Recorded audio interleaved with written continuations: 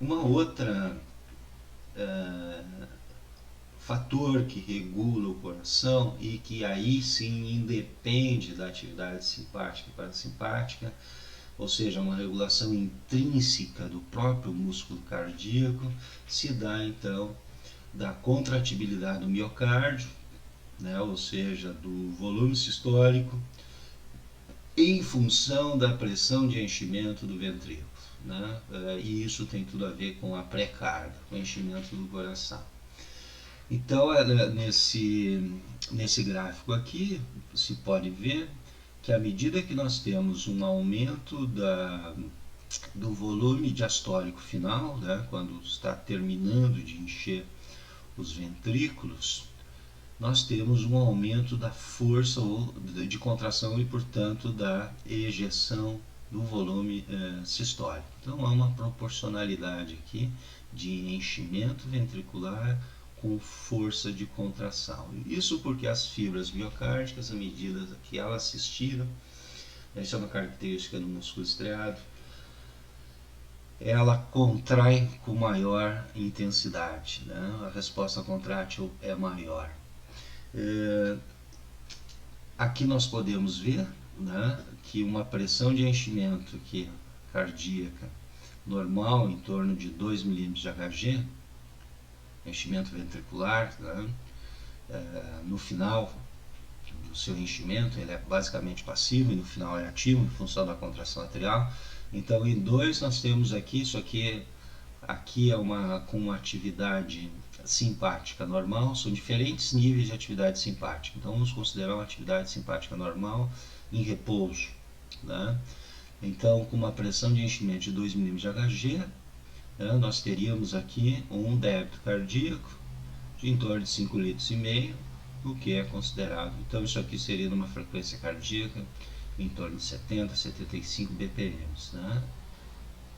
Sem estimular a atividade, mantendo a mesma atividade simpática, mantendo a mesma frequência.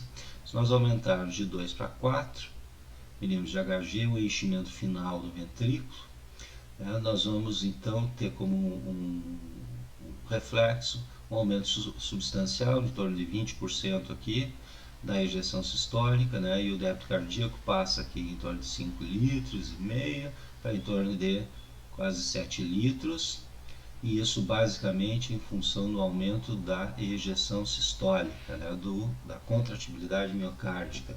Normalmente, né, em repouso, o volume sistólico está em torno de 80 ml, então o aumento do enchimento passaria em torno de 100 ml, né, por batimento, vezes 70, nós teríamos em torno de 7 litros. Mostrando isso, né, ratificando então a regulação intrínseca do próprio coração, independente da atividade autonômica. É claro que se houver um decréscimo ou aumento da atividade simpática, essa curva será deslocada para a esquerda ou para a direita, ampliando, né, ou ampliando essa característica, né, de aumento do volume sistólico em função do enchimento cardíaco. Ok? Então, por fim, aqui um resumo do que nós falamos. Nós temos a regulação autonômica, nível da atividade nervosa parasimpática sobre o coração, né?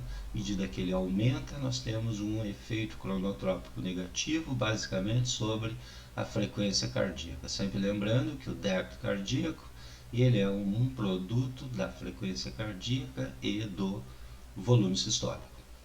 Por outro lado, um aumento da atividade simpática vai produzir particularmente um efeito cronotrópico positivo, aumentando então o volume sistólico. Também tem um efeito sobre lá o ritmo dos nodos, né, produzindo um aumento da frequência, mas o principal efeito é sobre a contratibilidade. Sempre lembrando que eles funcionam como se fosse uma balança, né, onde o aumento da atividade 1 está reflete numa redução da atividade do outro componente autonômico, né? E, portanto, em repouso, por exemplo, nós temos um aumento da atividade parasimpática, o que mantém nossa frequência cardíaca relativamente baixa, e a atividade simpática está baixa, mantendo então a contratibilidade do coração baixa, né, e o volume histórico baixo, o que determina um débito cardíaco baixo.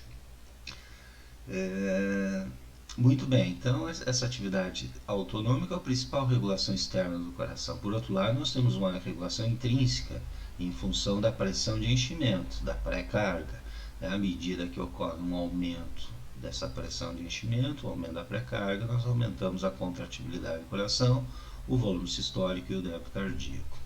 E também lembrando que a pressão arterial após carga é um fator de modulação da atividade autonômica através, particularmente, do reflexo de pressão, né, do baroreflexo, onde que um aumento da pressão arterial terá principalmente como efeito, então, uma redução da contratibilidade cardíaca, e isso colabora para uma queda do débito cardíaco e, portanto, uma regulação da própria pressão arterial e vice-versa. Perfeito? Então era isso por hoje. Um grande abraço, até a próxima.